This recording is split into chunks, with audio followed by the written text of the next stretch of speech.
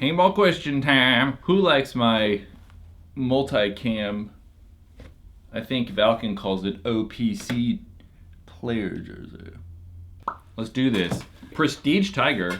What's a good electric gun under $200? Because I'm going to buy one. A good electric gun under $200. We're just going to talk new ones.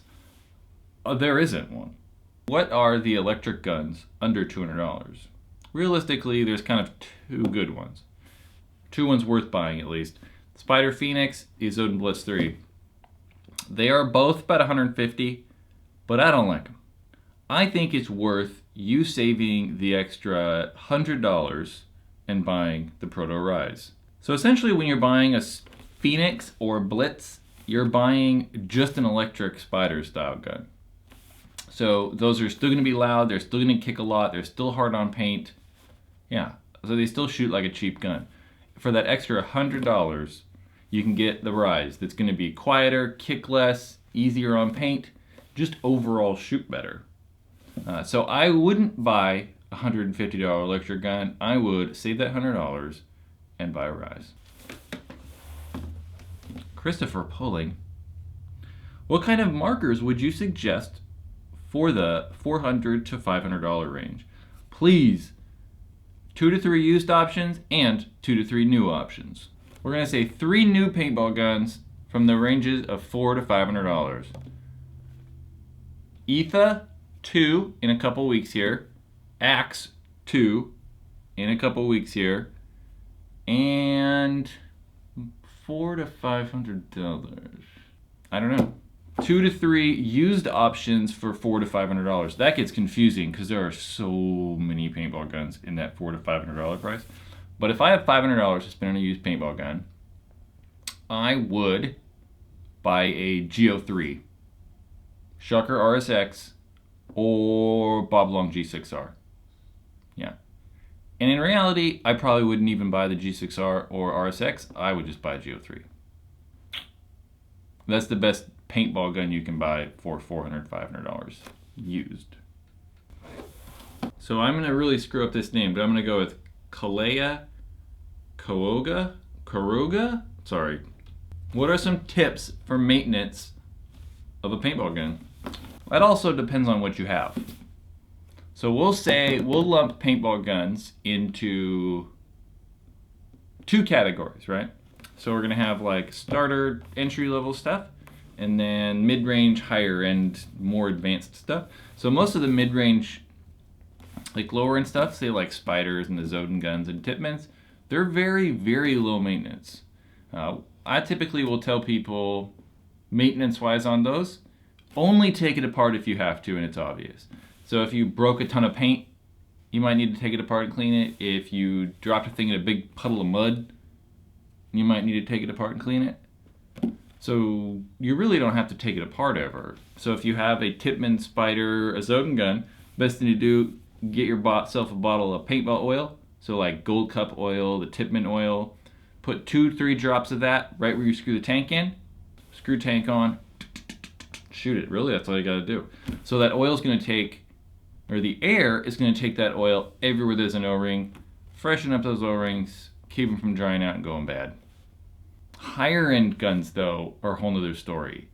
So really those require you to, for the most part nowadays with the spool valve style guns, take them apart, not all the way apart though, just the bolt. You gotta rub grease on all the O-rings and just put it back together really. So these guns that are considered high maintenance still don't take that very long to do maintenance. I mean, it's still pretty easy. I mean, 2 minutes maybe.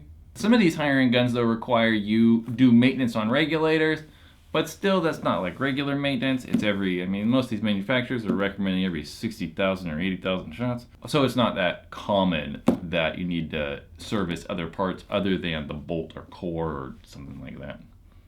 But I would do that oil thing or that grease thing the day before you go play paintball. That's the best thing to do. So you want to make sure that you have fresh oil and fresh grease the next day when you go play. If you do it when you get home from playing, when are you going to play next? You don't know. Maybe it's a year. Then you don't have fresh oil and fresh grease in a gun. And it works better with fresh oil and fresh grease. Dalen Walker, What paintball brand do you think is the best? So paintball companies in general, we're gonna say not just paintballs. So not like what paintball manufacturer do you think is best? I'm gonna answer this like what's the best paintball company?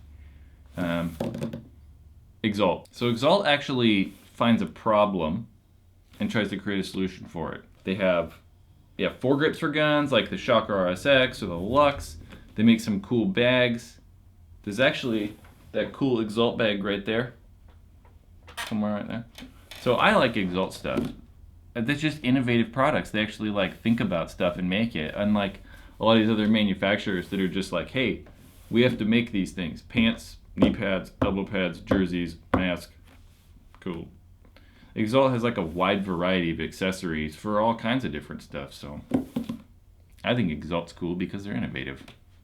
Zero them? Overboard versus underbore. Overboring and underboring seem to be a hotly debated topic. So first, let's say what they are. Overboring is when you have a barrel and the paintball is too small for the barrel. So there's like a gap in there. So the opposite, underbore, is when that barrel's too small and then the paintball like fits snugly in the barrel.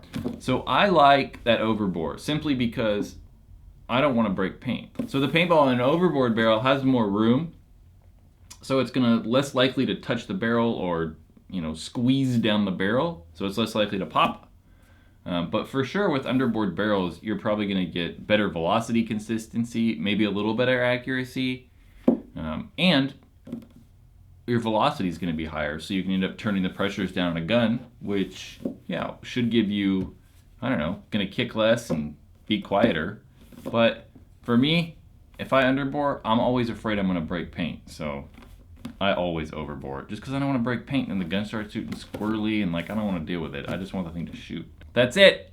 We did 5 questions. I hope I answered those correctly. Maybe some other people found those helpful too.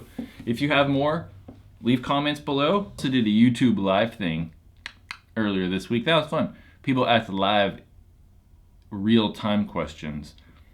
So somehow, I don't know, maybe you can on YouTube set up like a notification thing that like dings you when we're live. Because it's cool. The more people we have in there, the more fun it is.